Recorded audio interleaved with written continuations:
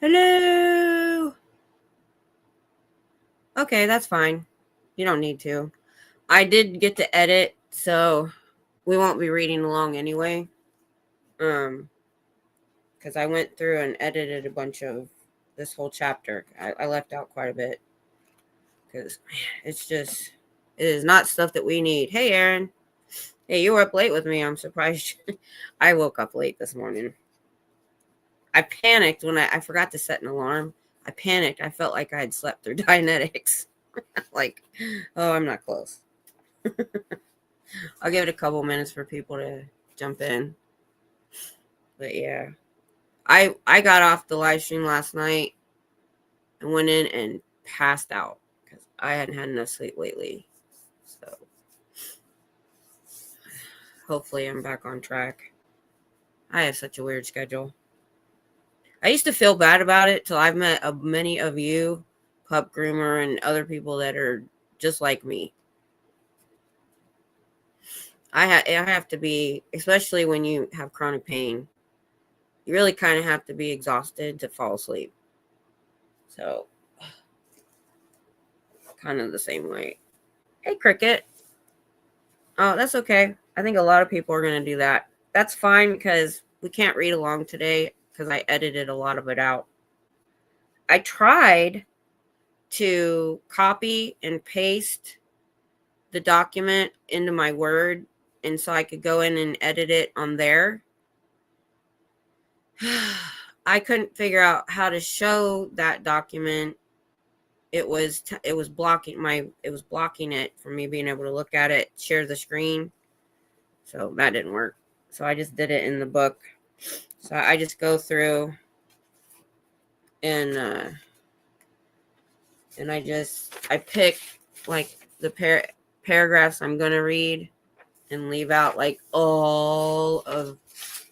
Look at all this stuff I left out. It's so much stupid stuff. Not stupid stuff, just stuff we don't need. Because he's mainly, in these chapters, he's really talking more to the auditors. Hey, Irish Mart. Man, I took a Zyrtec, y'all. Let me grab my nasal spray.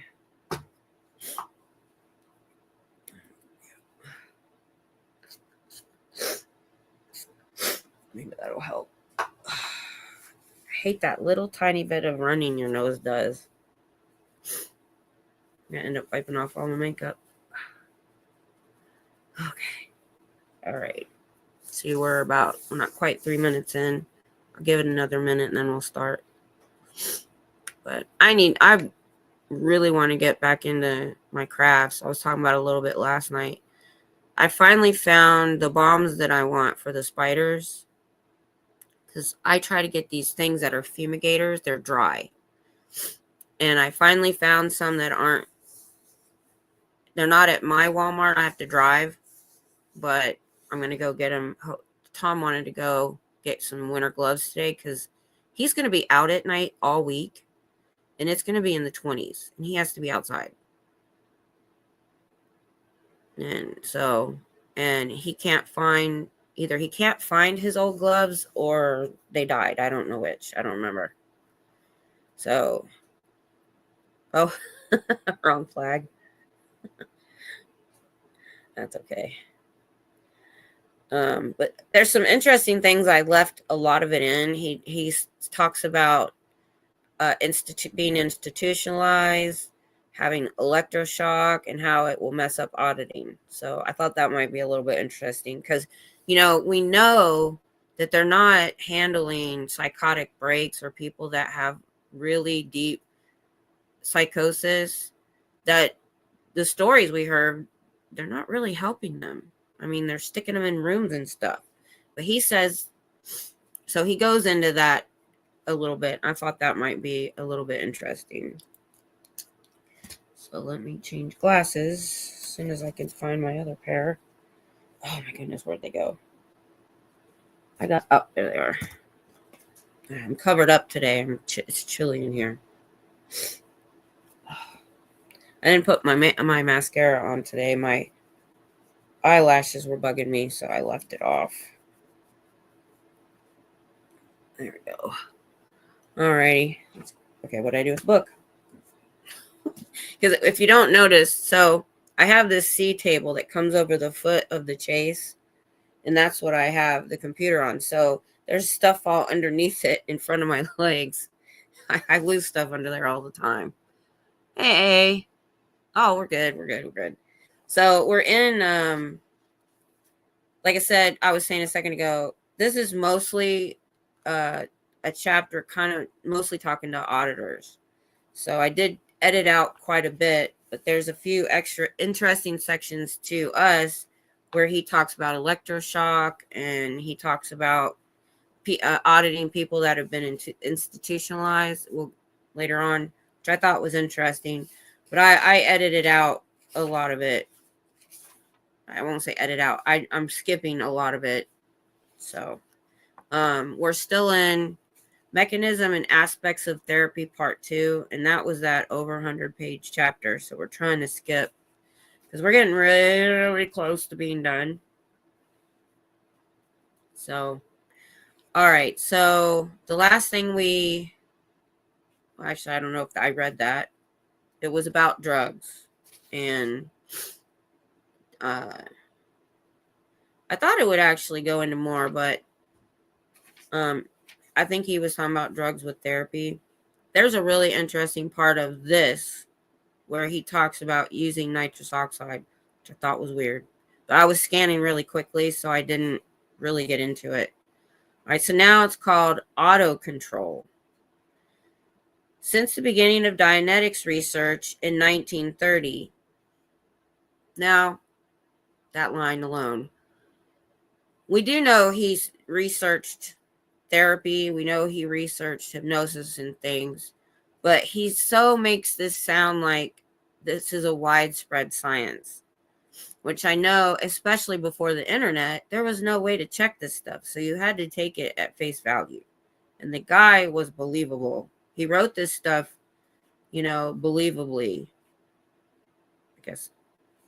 So anyway, that wasn't okay. So since the beginning of Dianetics research in 1930, patients have, in the majority, had some belief that they could run their cases in auto control, not understanding that an auditor is only interested in what has been done to, not done by, a patient. Some shyness or imagined guilt often prompts this vain hope that one can accomplish therapy alone. It cannot be done.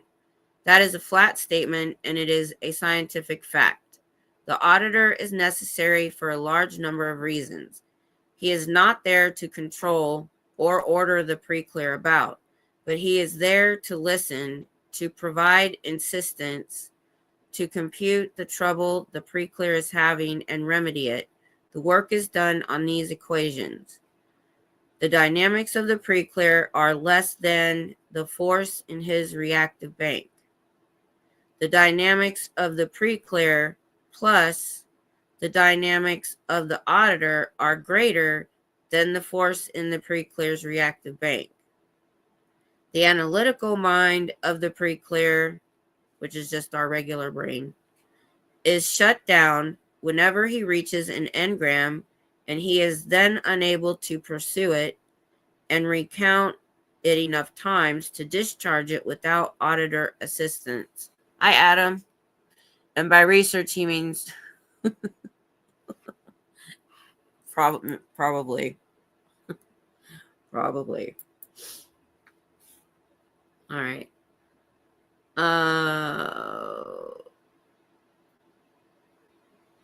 The analytical mind of the pre-clear plus the analytical mind of the auditor can discover engrams and recount them. There is another equation not elsewhere mentioned, but germane to the auditor's code, which demonstrates mathematically the necessity of that code.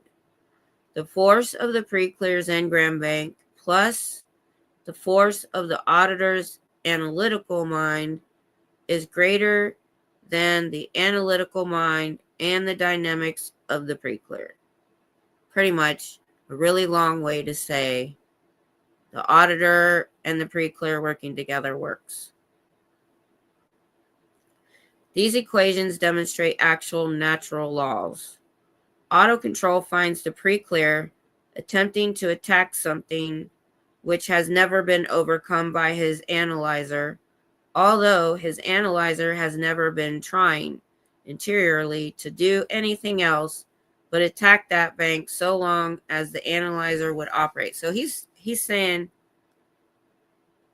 our regular part of our brain. Let me read that. Is attacking the engram bank. Or maybe. The fact that the preclear's analyzer shuts down whenever he comes into an area of unconsciousness was why the engrams could take him over and use him as a puppet when they were restimulated. They simply shut down the analyzer. That kind of makes sense. Sometimes we feel, controlled by our trauma or our subconscious and stuff sometimes.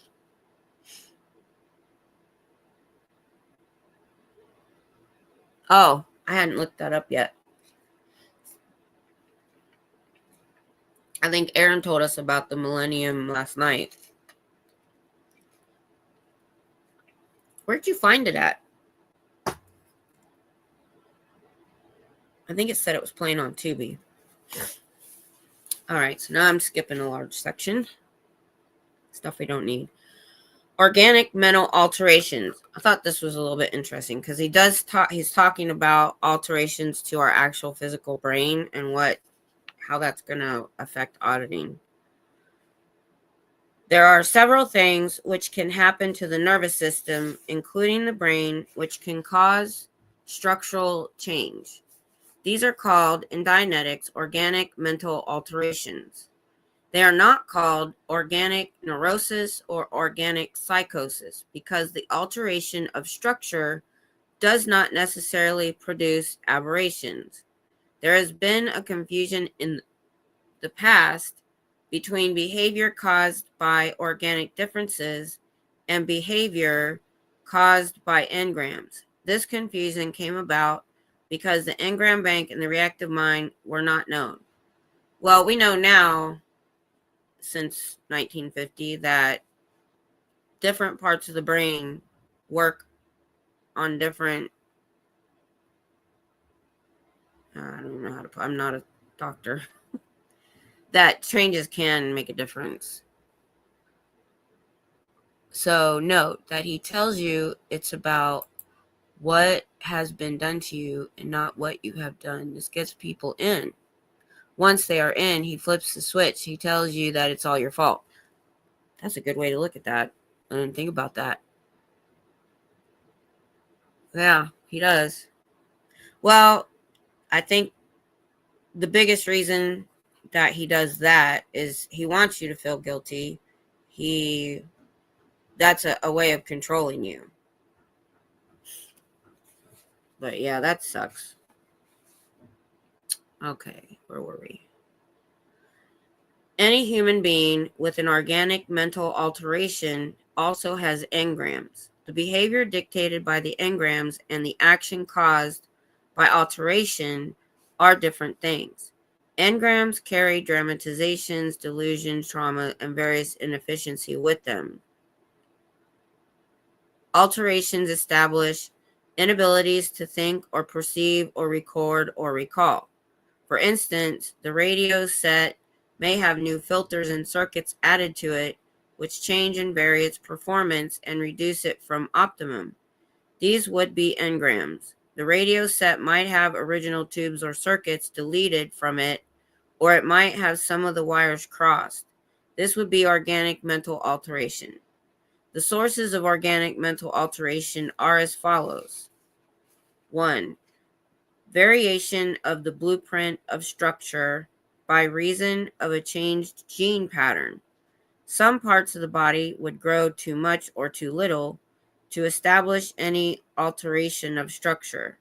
This is usually so gross a change that it is obvious. The feeble-minded and so on may suffer either from engrams or an altered blueprint, but usually both.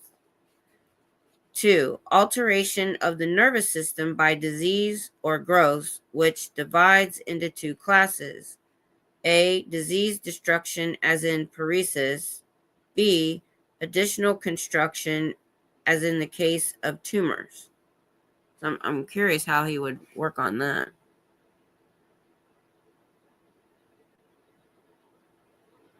Oh, wow. 15 years ago.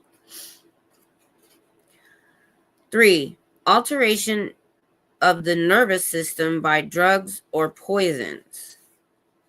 4. Alteration by physical disorder, as in the case of paralytic stroke, wherein certain tissues are inhibited or destroyed. 5. Physical change in structure due to injury, as in the case of a head wound. 6. Alteration of structure by surgery as a necessity to remedy injury or disease. 7. Iatrogenic alterations caused by doctors undertaken under a misapprehension of brain function. These can be divided into two classes. A. Surgical, to include such things as the transorbital leucotomy, prefrontal lobotomy, topectomy, and so forth. B. Shock therapies of all kinds, including electric shock, insulin shock. He says, etc., etc., etc. 1, 2, 3, 4, 5, 6, 7, 8, 9, 10, 11, 12, 13 times. Okay, guess there's a lot. All right. All iatrogenic alterations of the nervous system can be considered under the heading of reduced ability. In other words, inability. In each case, something has been done to reduce the ability of the individual to perceive, record, recall, or think. Any of these complicate a case for Dianetics, but they do not inevitably bar Dianetics from working. Now, I thought I might be wrong. They don't necessarily tend to want to audit anyone with these issues, but I guess they would. I'm curious to know if you know, AA. Did they tend to audit anyone with like alterations to the brain, or did they kind of just try not to do that? In shock cases, such as electric shock, tissues may have been destroyed, and the memory banks may in some way have been scrambled. The time track may be altered, and other conditions may exist. In all such iatrogenic alterations, the results of Dianetics must be considered equivocal. But in all such cases, particularly those of electric shock, Dianetics should be used in every possible way in an effort to improve the patient. All shocks and operations should be picked up for what they are, engrams. No person who can perform routine tasks or whose attention can be attracted and fixed should feel despair or be considered hopeless. Any person who has been subjected to such treatment may not be able to reach optimum mental efficiency, but he may be able to reach a level of rationality, even yet in excess of the current normal. The thing to do is try. In spite of what has happened or what has been done, in the large majority of cases, there may be a chance of excellent recovery.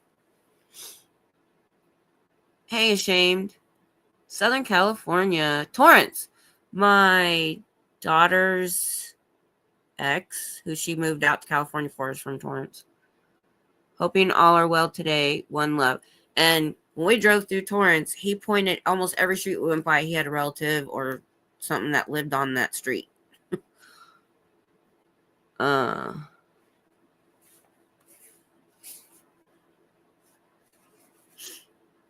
Organic derangement. Okay. A standard class of prenatal engrams has as its content the worry of the parents that the child will be feeble-minded, if not now, aborted in earnest. This adds an emotional overload to such engrams, and it adds, as importantly, an aberrative condition in the now grown patient that he is not right, all wrong, feeble-minded, and so forth. The difficulty of aborting the child is nearly always underestimated. The means used are often novel or bizarre. The worry because the child has not come out of the womb after said attempt is acute, and the concern that he is now damaged beyond repair all combine to make severely aberrative engrams, and because of their content, engram which are difficult to reach. The aberrative quality of the feeble-minded species of remark is, of course, high. The worry that the child may be born blind or deaf or otherwise incapacitated is common. The former class of engrammic remarks can bring about actual feeble-mindedness. The latter, concern over blindness and so on, bring about, at best, impaired visio and sonic recall.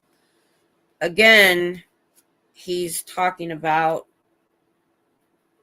being in the womb and hearing your parents talk about you and it causing you these things. You know, like I said, I do know, music, and if there's a high stress situation, can probably affect your child in the womb. But talking about it, that's where he goes beyond what I think is, he could have kept that reined in and this would have been possibly helpful. Yes. And that there was a whole section I left out. If I get to it, I'll just mention it. But where the husband was doing that to the wife. And I'm like, first of all, if you're married, why is this obsession with unaliving? That I don't get. And it's a lot of times in a married couple. And I'm thinking, isn't most people that have that issue like a single parent that maybe can't, help, I think you know what I mean.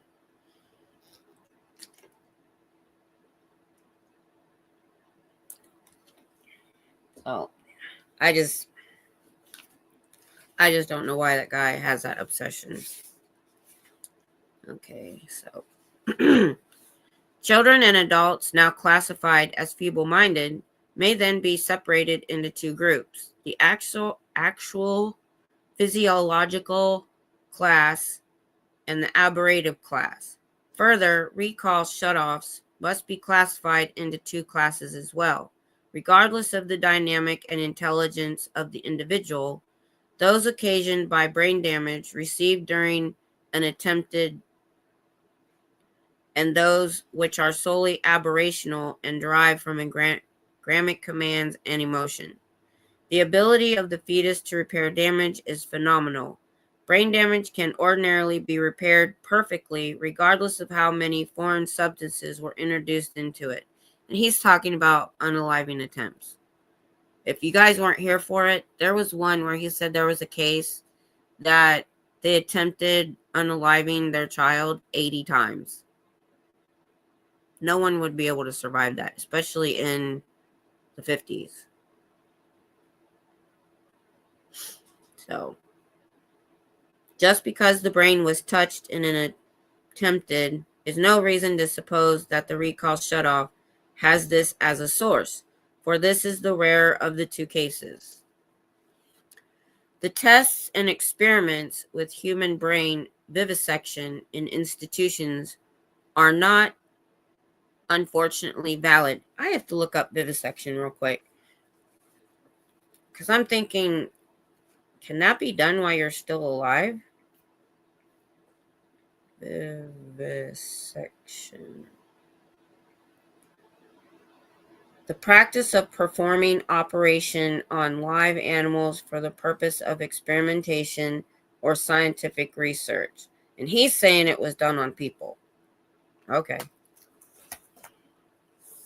Yeah, 80 AA. Yeah, he said that they had one extreme case where they had attempted it 80 times.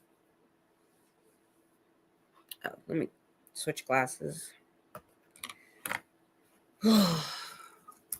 I got to figure out how to get a pair of glasses that does both all of this. Let me go back. I see some people said some things.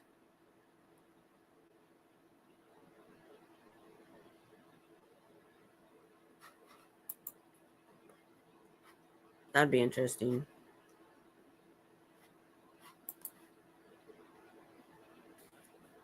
I know. And I get that it was done, but it was, I would think, from, history, what I've seen is normally it was single women. I mean, if you're married and you are going to have a child, I don't see the issue. You probably know his family. um it sounds like there's a lot of them, but they live out by Riverside now. They're broke up now, but yeah, we talk about that. Yeah, he writes it like a textbook, that's for sure. Oh, I know. The only yeah, I did eventually, way back years ago, but I know.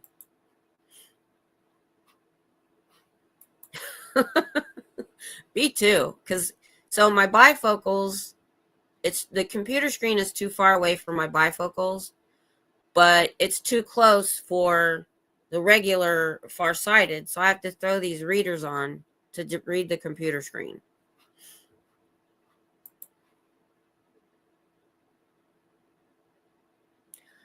I don't know. I wouldn't be surprised. That is my thought process. That, or he had somebody, maybe he had a girlfriend that did without his consent and it upset him. I don't know. I do know he studied Freud a lot, but I don't know. And I'm going to do a little study on Freud before we start um the Piece of Blue Sky, and maybe he'll talk about it in there. But I wonder that myself. It's there's something there. We know there's something there. Somebody doesn't go on and on and on about something like that unless there's a reason. All right. So we were talking about vivisection.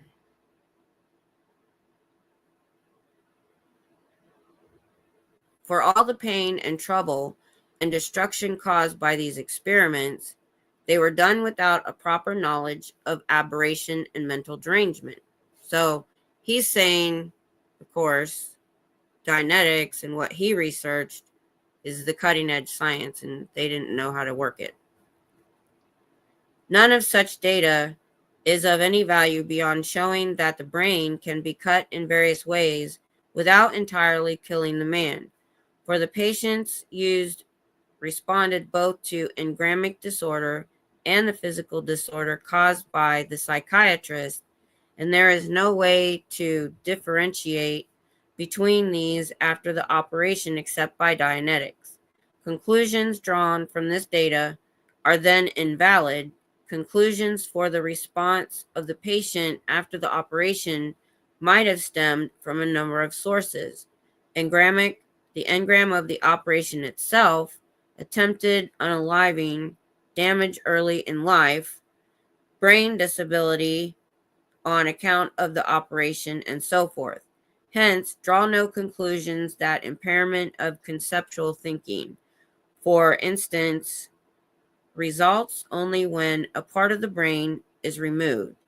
That recall is shut off only when the brain is vivisected, and so on. From a scientific standpoint, no such findings were conclusive of anything except that the brain can be damaged late in life without entirely killing a man, and that surgery of any kind often brings about a mental change in the patient. Now, that part is true. True, it may have been discovered that this or that portion of the switchboard called the brain, when removed also some ability to perform. Now, I've found that it's true when anyone has any kind of brain surgery, even minor, because I've known this from personal experience, that it can change your personality. Um, like an aneurysm or have, anything like that. If you haven't had anybody in your family have that happen, it can. Or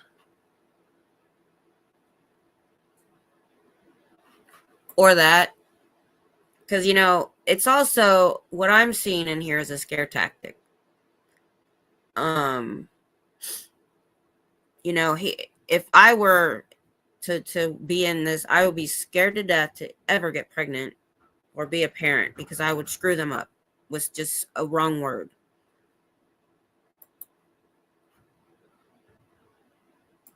AA would know. I will. I'm going to the eye doctor here soon. I'll mention that. I'm going to tell him what I need and see if I have to, I'll get 2 pairs of glasses. These regular ones, near and far. And then just get a second pair of bifocals with the computer distance if I have to.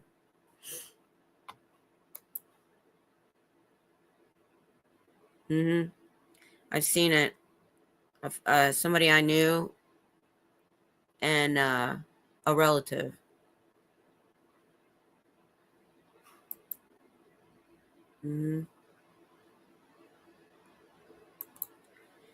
Oh, those lobotomies were. Those were scary and wrong in so many ways. Oh wait, no, I need these glasses. I get confused. I need to do something because these things are about to fall apart. They're old. I literally had to take a black marker to make them look decent. All right, where were we? Oh, now we're in Dianetic and first aid. We're going to hit some, I don't know where it's at. Remember how Tom Cruise said if there's a car accident, only a Scientologist knows what to do? Somewhere in here I read, I'll let you know when I get there, something that kind of, I can understand where he got that from.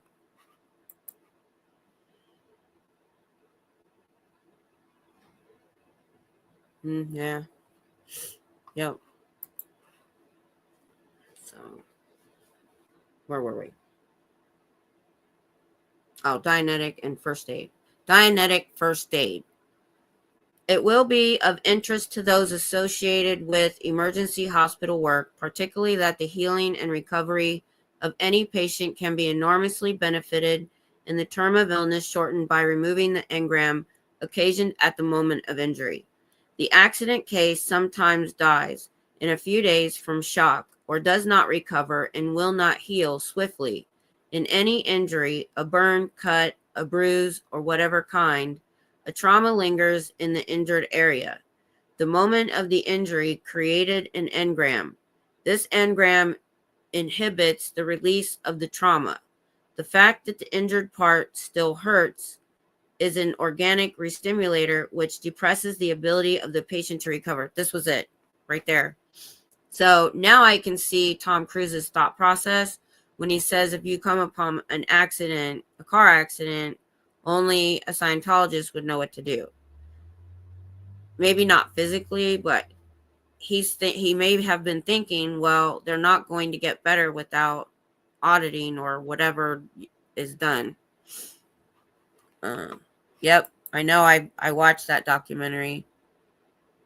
Yep, they put her in an institution.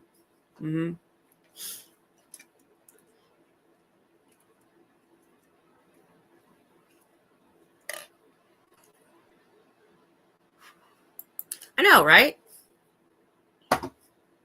Well, I mean, can they really jump into an accident and do an auditing session? Or, I mean, curious if you know this, AA.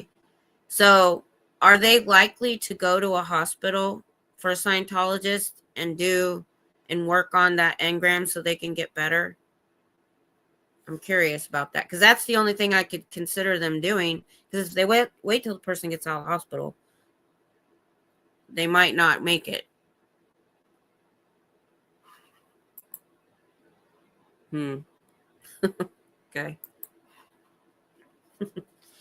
All right. Using reverie or merely working the patient with his eyes closed and working the patient as soon after the injury as possible. That's why I asked that question. The doctor, nurse, or relative can return the injured person to the moment when the injury was received and usually recover and exhaust the incident as a usual engram. Once the engram of the injury is reduced, the general mental tone of the patient improves.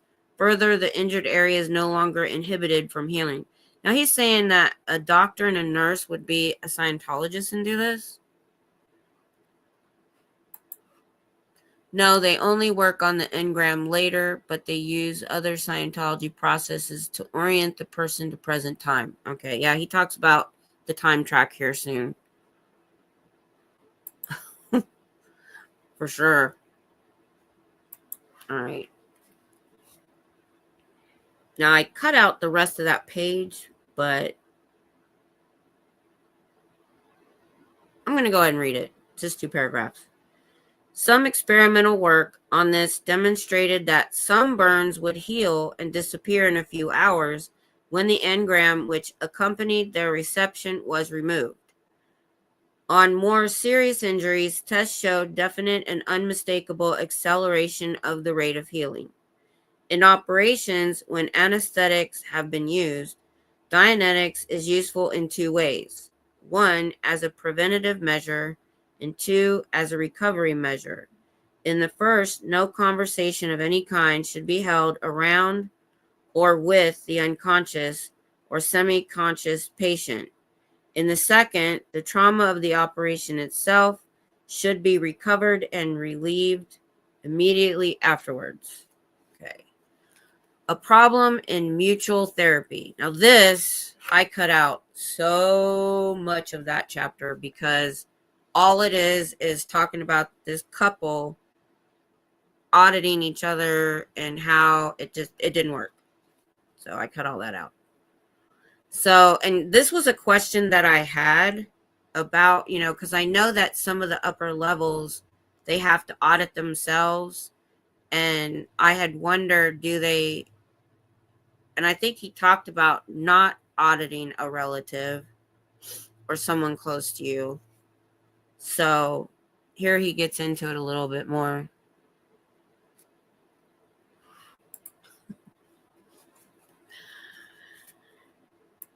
Okay, so a problem of mutual therapy. R and his wife C cleared each other in 8 months with Dianetics, working 4 hours a night, 4 nights a week, each of them auditing the other for 2 hours of the 4. This mutual arrangement had been complicated by the fact that whereas R was very eager to be cleared, his wife was quite apathetic about the work. He had managed only after much persuasion to get the cases started. He was a high dynamic case with much emotion insisted.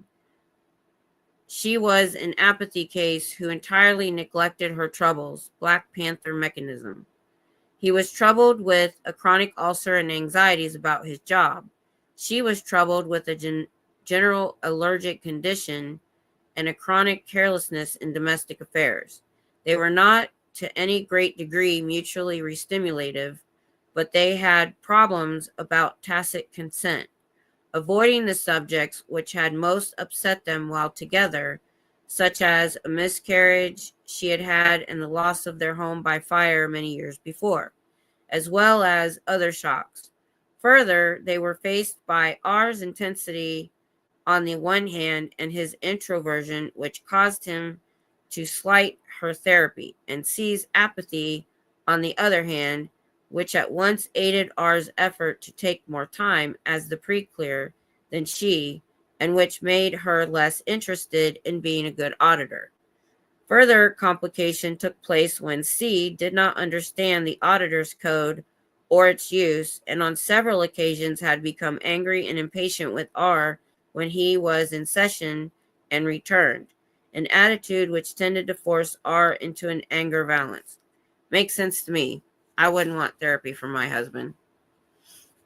All right, so I skipped all the rest of that except the end. The moment the key was found, 280 hours of therapy had elapsed. R came back on the time track, could move on it, and the erasure of his engrams proceeded in an orderly fashion. I'm assuming, I didn't read it, but They eventually went to an auditor and fixed it. C had been cleared about 2 months before R reached the final engram.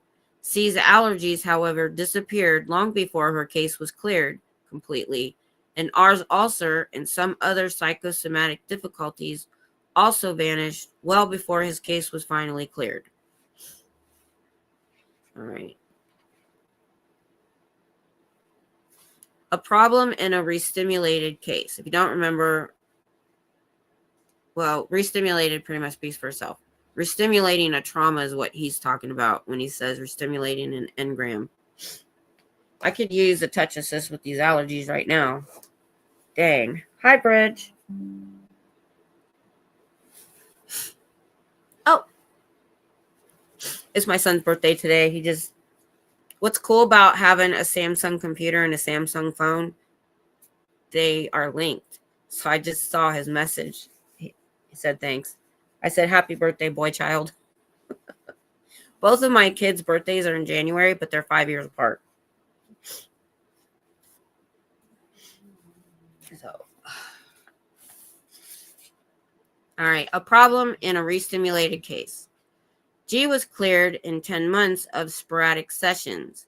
His case had the initial diagnosis of non-sonic, non-visio pain, and emotional shutoff, permanent light trance, permanent regression at the age of 3 years. This is to say that the instant he went into reverie, he was startled and frightened to find himself in a dental chair, 3 years old, and having a tooth pulled. An engram in which he had been situated unknowingly about half of his ensuing life. It had been the partial cause of his chronic tooth decay and his inability to sleep as negation against the anesthetic. The situation was obvious since he immediately began to wrestle about and lisp, which condition was instantly remedied by running the engram so that he could come to present time, which he did. I can see a 3-year-old having a bad tooth and it needed pulled, but they're baby teeth. You don't have to put them under to take that out. You wouldn't probably need very much Novocaine because, again, it doesn't have a root. Just saying.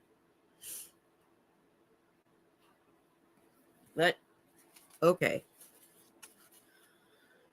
He had considerable difficulty in life, was a high dynamic, but manifested apathy. It was discovered after 75 hours, at which time release took place, that his wife was sometimes his pseudo grandmother, and also by ambivalence was his pseudo mother, as his sympathy computation demanded that he be ill so that his grandmother would stay with him, and as his contra-survival engrams demanded that his mother was only nice to him when he was ill. The erasure began to take place at the end of about 200 hours of therapy and was proceeding when the case suddenly stopped all progress. For 50 or more hours of therapy, few engrams could be located. Those which were located could not be reduced. No painful emotion could be reached, and whatever engrams were reached and reduced were located and treated only because the auditor in this case used highly skilled forcing techniques which are almost never necessary and should not be employed save in psychotic cases. Such endeavor has not been necessarily at the beginning of the case. Something was obviously wrong. And then I didn't go into the rest of that. All right.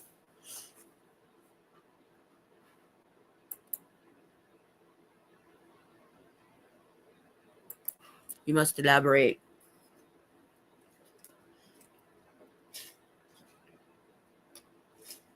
All right. Next section. Advice to the auditor. The hidden source of human aberration was hidden for a number of very specific reasons. The auditor will encounter all of these, and although with these techniques, the ability of the reactive engram bank to deny him is precisely nil. He should know the nature of the beast he has under attack. The mechanisms of protection which the engram bank had, although they are not very good now that we know how to penetrate this armor of insanity's cause, are as follows. 1. Physical pain. 2. Emotion in terms of captured units. 3. Unconsciousness. 4. The delayed character of the key-in. 5. Delay between restimulation and illness. 6. Utter irrationality. Of the physical pain we know much, that the mind in memory sought to avoid it just as the mind in life seeks to avoid it as an outside source, hence memory blockage. Emotion of loss piles up to make a buffer between the individual and the reality of death. Unconsciousness is not only a mechanism of hiding data, it is also a block to memory which cannot jump the gaps of past moments when the fuses were blown. An engram might slumber for the better part of a lifetime, and then, given the correct set of restimulators in the right moment of physical weariness or illness, manifest itself, making an apparent cause of insanity or lesser aberration many years after the actual incident has taken place. There's a condition called BIID, Body Identity Integrity Disorder. Would he have explained it as just they're getting rid of BTs? I don't know. That's interesting. Okay, I skipped around a little bit in this chapter. The auditor will have very little to do with trying to draw a line between sanity and insanity. They are such relative terms. He will be asked to compare Dianetics with old standards such as complex classifications of Krapalin. It can be done, but it has the usefulness of Aristotelian natural history of interest only to the historian. Krapalin was a German psychiatrist, 1856-1926.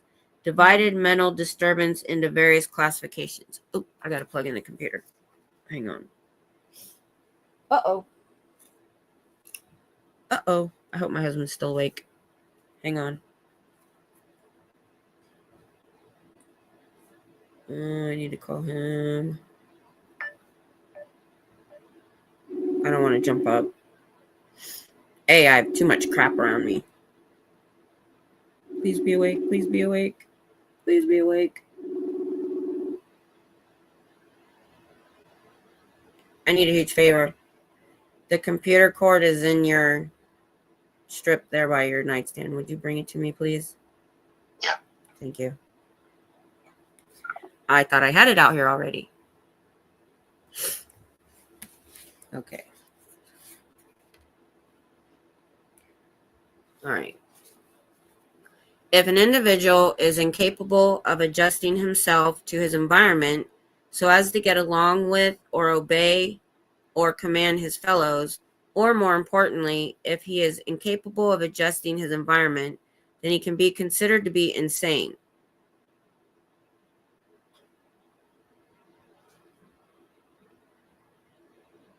Okay.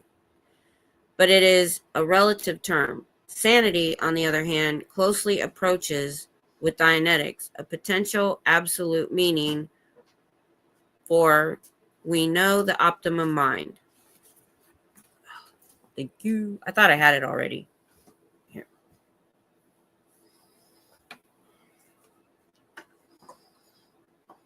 Okay. Thank you. Now go back to sleep.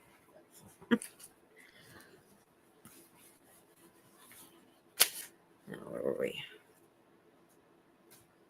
Modifications of education and viewpoint may make the rational action of one person appear irrational to another. But this is not a problem of sanity. It is a problem of viewpoint and education, with which the auditor will have but small concern. Thus, the patients the auditor will encounter will fall into three general Dianetic classes of non-sonic recall, imaginary recall, and sonic recall. The question of sanity does not arise. The question of how difficult or how long the case may be is fairly well determined by the degree of these three conditions. However, the auditor will find that he may have in his hands a truly insane case, one which is psychotic. The treatment of such a case depends on which of the three above classes the psychotic patient may be entered. The problem is to de-intensify the engrams of the patient as swiftly as possible. Hence, if we have an insane patient, the fundamental problem does not change, and Dianetic technique works as in any other case. The task is to reduce the intensity of charge in the case so that it can be resolved by standard technique. Now, I kept a lot of this in because he's really going into the insanity and all of that, and I thought that was interesting. Insane patients are often found stuck on the time track, in which case a holder is fed to them, one kind after another, until they are moving again.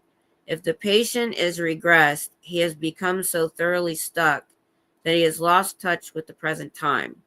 Any patient can begin to relive instead of merely return, and the auditor, as the remedy for this, merely snaps at them that they can remember this, which places them in a return status again. Insane patients are often found listening to one engram over and over, in which case it is again only necessary to fix attention and feed them holders until they are once more moving on the track. Insane patients are sometimes discovered completely off the time track, listening to demons or seeing illusion. The problems are always the same.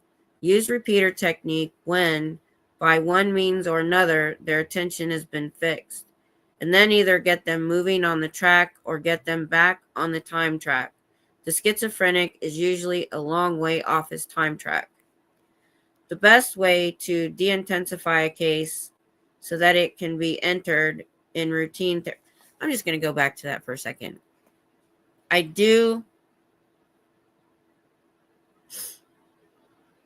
We talked about how sometimes, because he followed regular therapy, that Dianetic could help people. But here I'm seeing where it's going to hurt people. Because trying to say that this is going to help a schizophrenic when I think usually medication is necessary. I don't know a lot about it. I could be wrong. This is where it's going to be detrimental to some people. Because, and not to mention that, I don't know if we talked about it before, but it's detrimental to somebody's physical health when he's saying Dianetics will help your physical ailments that they're in your mind. So that, I wonder, because no one talks to each other, or, we know of two cases where they were treated wrong, and Lisa McPherson, but I wonder, however, many more there might be that went home or went back to their family and didn't survive, because those were bigger cases, because was Dr. Minkoff was involved, and it was highly publicized. I wonder how many cases there are that weren't publicized. It's just a thought that I've had in the past. It seems to me, with the purification, what they put them through, the not going to doctors for medical treatment, how many people died from something that could have been easily taken care of with medical help? Those probably aren't documented. So it's just something that I'm curious about over the last 70 years, how many that could really be. And we may never know. It's just something I've thought about from time to time. All right, so he was talking about the schizophrenic. Okay. The best way to de-intensify a case so that it can be entered in routine therapy is to discover and discharge painful emotion engrams. If ordinary means fail, get the help of a medical doctor. This was the paragraph I was talking about. When I heard that, I was like, oh, he's telling you to get medical treatment. Not really. If ordinary means fail, get the help of a medical doctor.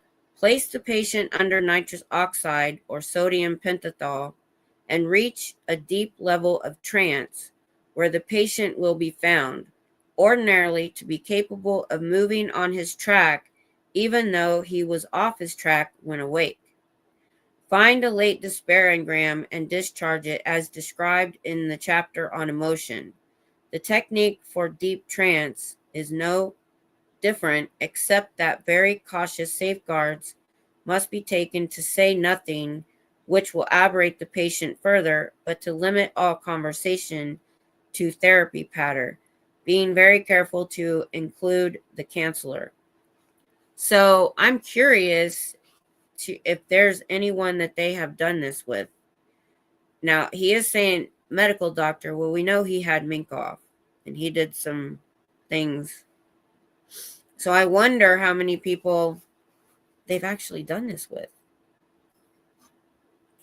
Kind of an interesting thought. It's the first place I've seen him actually state that they've used drugs to work on in auditing. The insane patient is obeying some engramic command, perhaps many, no matter what he is doing. That command may dictate, by the patient's misinterpretation, some strange action. It may dictate demons. It may dictate anything, but diagnosis merely consists of observing the patient in order to discover by his actions what the engramic command might be. The auditor should be extremely cautious, at least for the next 20 years, about any case which has been institutionalized. So he's saying that institutions at that time and maybe for the next 20 years to be cautious. Is he saying that maybe after the next 20 years it might get better? Not sure. For he may be getting a case with iatrogenic psychosis caused by doctors in addition to the patient's other engrams. Dianetics may help a mind a little in which the brain has been ice-picked or apple-cored. That's horrible, but we know that means lobotomy. Ugh. But it cannot cure such insanity until some clever biologist finds a way to grow a new brain. Electric shock cases are equivocal. They may or may not respond to treatment, for brain tissue may have been burned away to a point where the brain cannot function normally. In entering any such case, the auditor will be perplexed by the scrambled condition of the standard bank. To say nothing, bank for us would just be memories. To say nothing of the circuits by which he should be able to reach the engram bank. Syphilis and other brain erosions should be similarly classified and should be approached or undertaken only with the full knowledge that Dianetics may not be able to help the dismembered machine at all.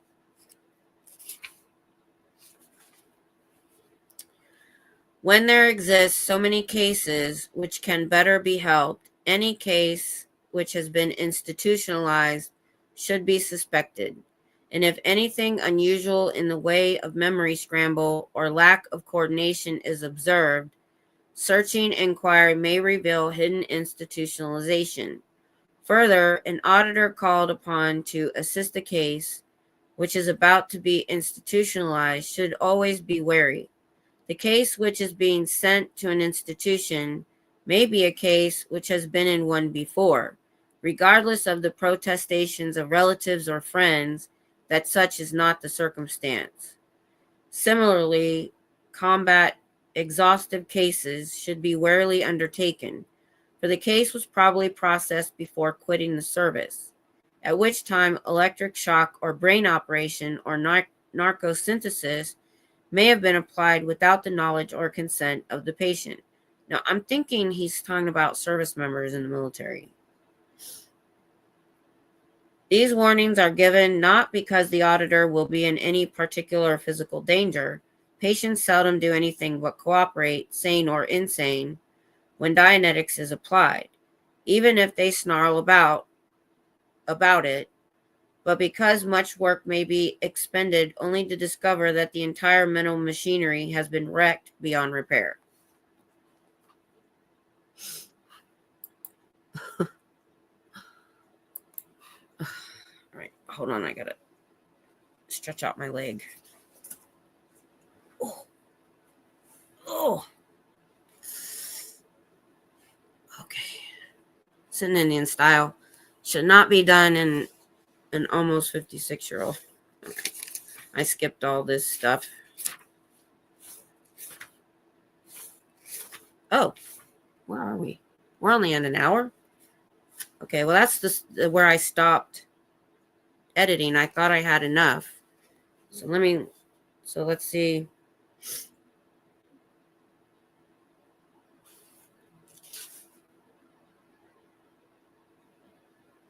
Oh, let me read a couple more paragraphs. It looks like it might be interesting.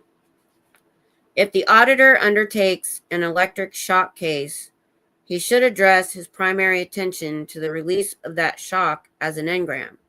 For there is all manner of careless chatter contained in these institutional engrams, which may further inhibit treatment. This is aside from the fact that any electric shock anywhere in the body has a tendency to derange the engram bank and bind it so that its incidents are more than usually snarled. For no other reason than the advance of Dianetics and the conversation of an auditor's time, it should also be remarked that the third-degree methods of some police departments and general police abuse of criminals or ordinary citizens may have to be released in a case before it can be further treated. Prison terms may contain large despair charges sufficient to derange the mind, and yet may be hidden by the patient under the mistaken idea that the auditor is interested or will be disappointed in his character. Okay, talking about hypnotism next. I think I'm going to go into that. Various other things enter into the engram bank which would not be suspected as obstacles to therapy unless mentioned. Hypnotism can be extremely aberrative and may hold up a case. An auditor should have some working knowledge of it so that he can release the engrams it makes, not so he can work Dianetics. Hypnotism is the art of implanting positive suggestions in the engram bank. Here they may append themselves to engrams and become locks on those engrams. As most engram banks contain a sample of most common words, hypnotism is almost certain to be aberrative.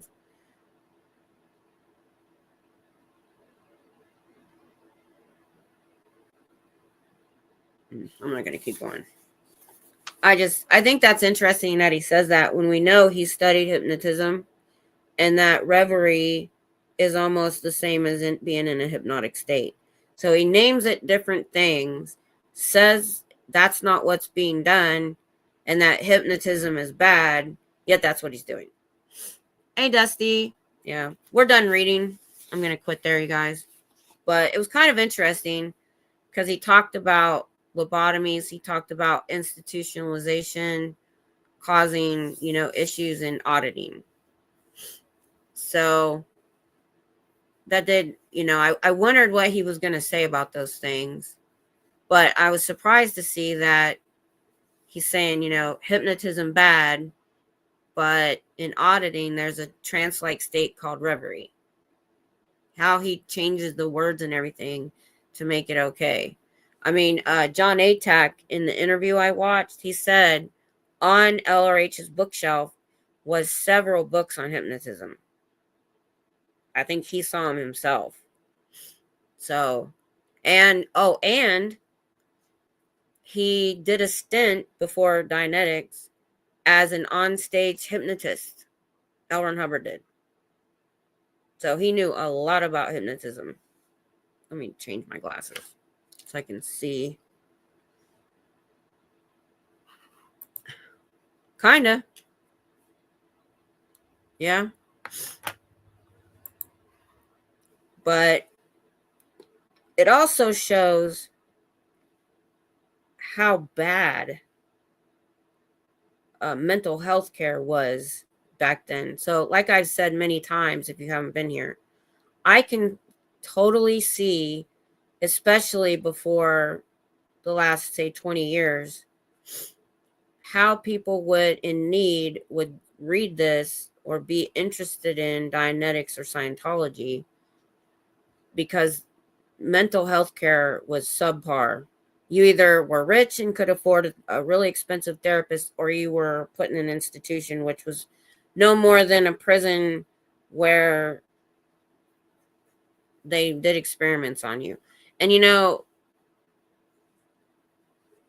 well, at that time, prisons and institutions were both bad, but sometimes it was worse than prison. Oh, you didn't know that? Yeah, he was. Yep. Hmm. Um, I thought that was interesting myself. So that's where I think, he had to have done some study to, be able to write on these subjects. And like I said, and we know that he was somehow affiliated with a uh, mental hospital for 2 years. He says he studied under two psychiatrists there. I have a feeling he was a patient. Don't know for sure. Or maybe he just worked there so he could observe. I'm not sure. I'm going to start looking at Piece of Blue Sky because that's the next book we want to do. Also, I think I want to kind of do the same thing with it, because I don't want to do a book club where you guys have to read it and then we talk about it. I'm going to do exactly what I'm doing here, and we'll read parts and then we'll talk about it. I think I'm going to try to go in and see if I can do the same thing and just edit, pull parts out that maybe would be interesting. Um, let's see. I have it on Kindle, so I can look at it for free. Also, I'll see if it's possible for me to bring it up.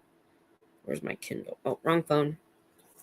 And like I've said many times before, this is just my live stream phone. I got a third line.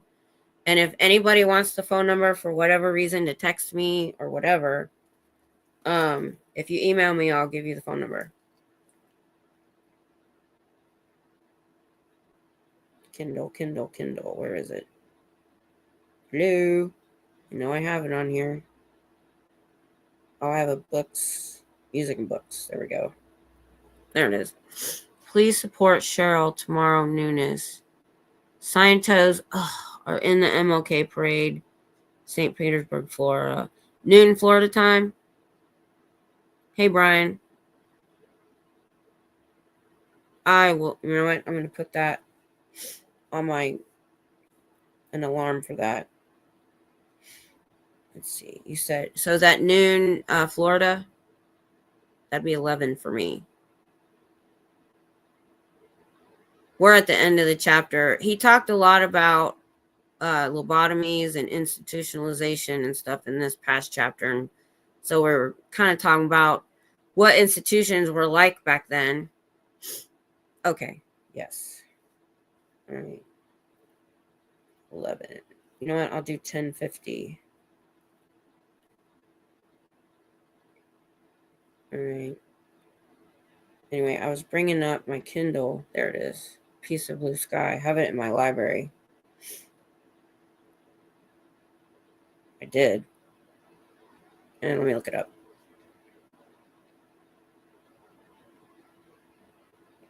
Because I did that short video on LRH and Black Magic, and I got a lot of that information from this book.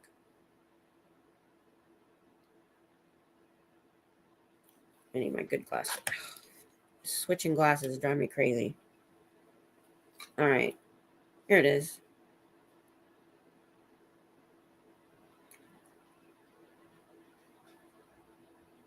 I didn't know there was more books called that. Okay, let me put in John Atack.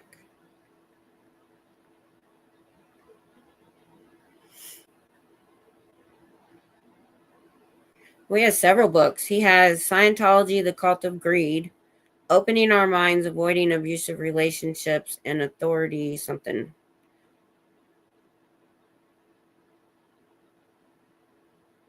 Voodoo Child, Scientology, A to Xenu, An Insider's Guide to What...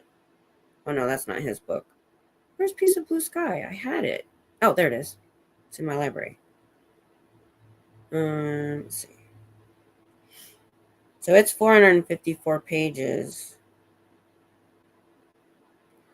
I'm looking at the chapters. Yeah, because I think mainly I want to learn about LRH, and like the first chapter is my beginnings, and then Saint Hill, then on to OT, Hubbard's beginnings, Hubbard in the East, Hubbard the Explorer, so before Dianetics, then part 3, the bridge to total freedom. I think if it's okay with you guys, because there's 43 chapters. Do you guys want me to read this word for word, which I did start on Dianetics, or do you want me to just go out in and pull out stuff that would be interesting to discuss?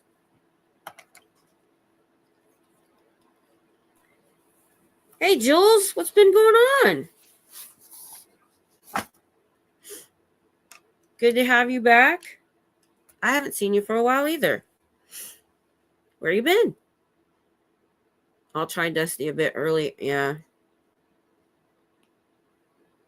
But I'll definitely try to check it out. What is tomorrow's Monday? Life has been nuts. I can understand that. So, do you guys want me to just kind of read it ahead of time and just kind of bring out some information and not read it word for word?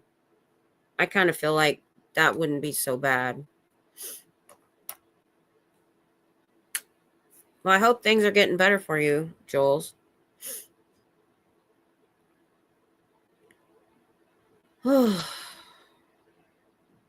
All of the above.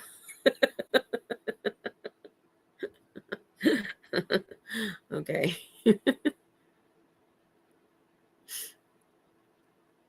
So I might start reading it now because I have not read the chapters for Carrie Ann is doing,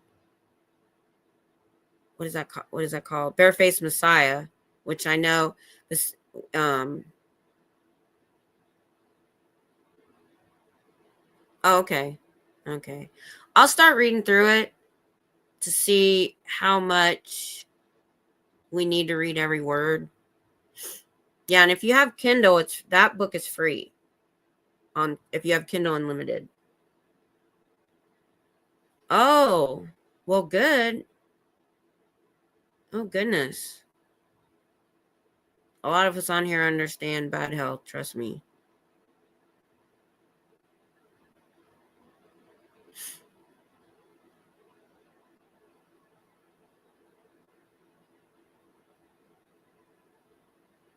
Hey, Cher. You were talking about having roosters earlier. I've never been one because we had chickens, and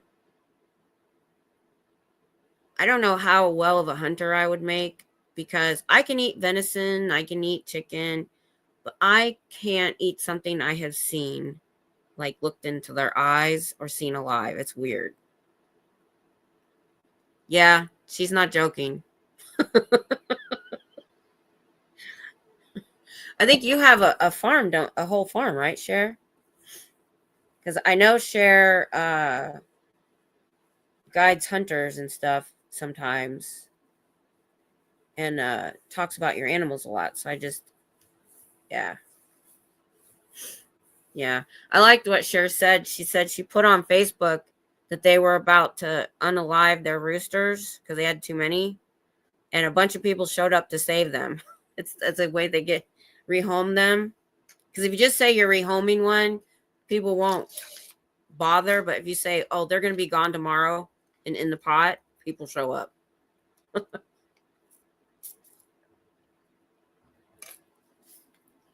If we ever get land in the country, which we really want to, I want goats so I don't have to mow the lawn. Dude, 2 towns over came and got 7. Wow. How many do you have? I've never had a rooster because the most chickens we had at one time was 4. And then, so I had 2. And what it was is I got at Tractor Supply, you have to get 4 chicks at a time. So I took 2, my daughter took 2. Then they had another batch and we did the same thing. So I had 2 age groups. I had my big bird, she was yellow and big. I had to take one of the new chickens to the vet. I thought this chicken was going to die. So I had put them near each other, but not being able to get to one.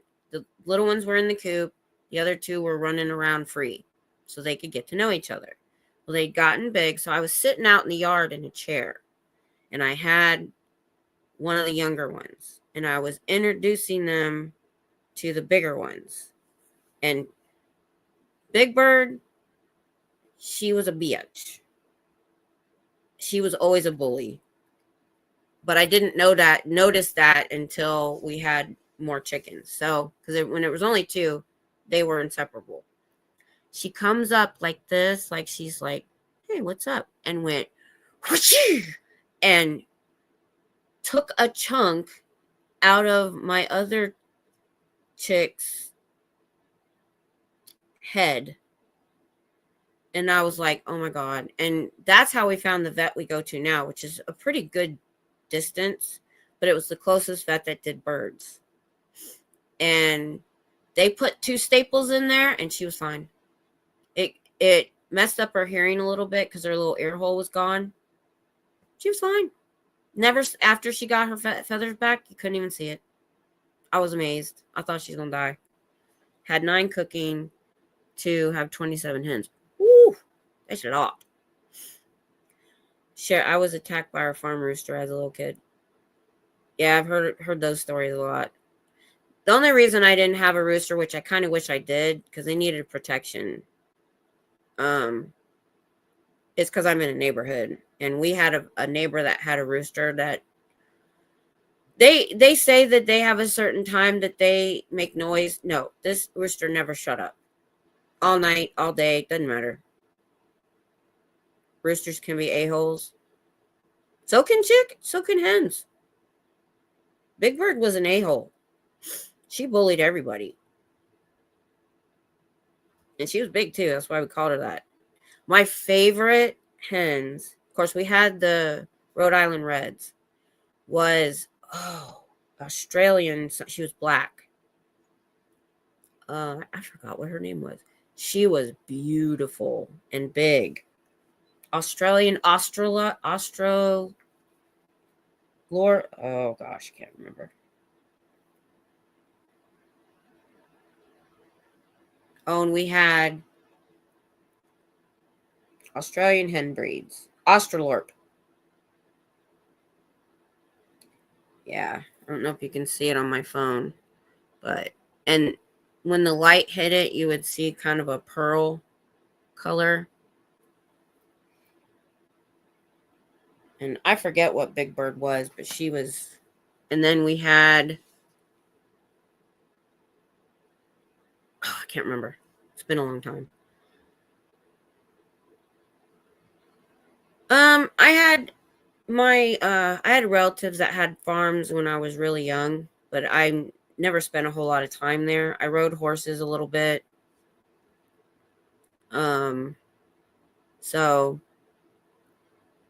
I never had, and I was from the country, but I wasn't from like a farm. We just lived in the country. So, but my stepdad, I learned a lot of stuff from him. He was, if any of you have seen the movie Convoy, it's about truck drivers in the 70s. My stepdad was a truck driver in the 70s. So that was my life. But he was a pig farmer from Virginia. His family were pig farmers. But he taught himself diesel mechanics. then became a driver, and that's what he ended up making after he divorced my mom, making a lot of money. Not when they were married, of course. So, like, his parents had a farm. We visited a few times. But, yeah, I've had several people on here that have farms. But I could never... Maybe a cow. Maybe. But, man, Devin, my daughter, had a friend out in the boonies who had a lot of cows. And when I met him, I was like, I don't know if I could raise a cow for beef. Once I got to know him, I don't know if I could. I'm squeamish about that. I saw that a very, very long time ago. That was my household. Literally, if they were, because we lived where 2 freeways came together in Columbus, Ohio, and we would have random dudes show up to take showers because they knew him from being on the road. My first vacation when I was about 8 was in the truck from Ohio to Florida. And I was literally reading the map and telling my stepdad where to go. So, and we were in Peterbilt cab over. Those are, if you don't know, mostly what you see on the road now is the I forget what the name, where they have the nose front end and the engines in front.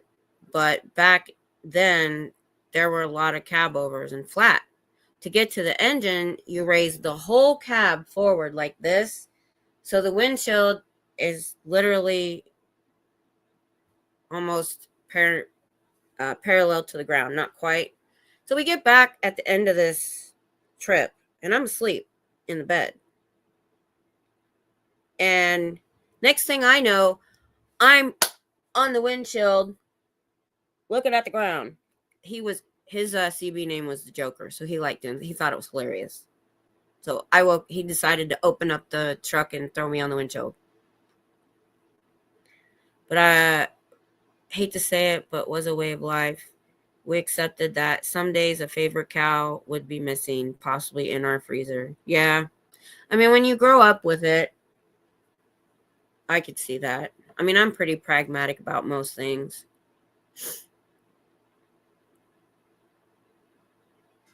But yeah, that would suck. But I think, like I said, if you grow up with it, I mean, it's just the way of life. What they call that, the circle of life. All right, so being that we're skipping it, we're going to get done with this a whole lot faster than I thought. Thank goodness. I will try to make sure I edit more next time. So we're down to that much, guys. If I edit it, maybe we'll get through it next time. That'd be cool. Well, I'm gonna go, Jules. I don't want to keep you guys too much longer. Stay in touch.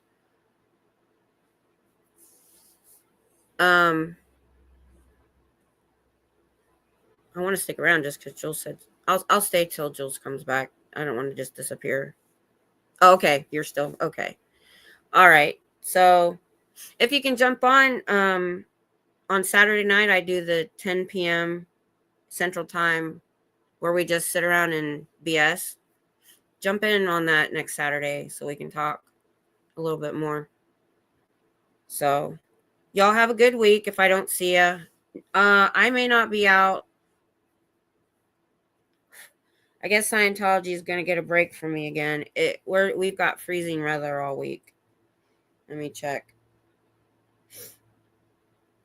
Let's see.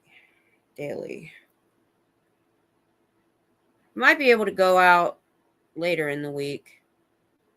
But the next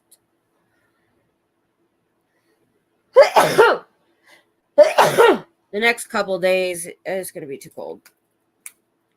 So Bye, y'all. You take care too. Yep. Oh, where are you at again, Brian? I think it's going to be cold everywhere. I think it's just going everywhere. Thanks. Thanks, Scooter Mom. All right. I'll see y'all eventually, or in the chats, most likely. Awesome. Thanks. Bye.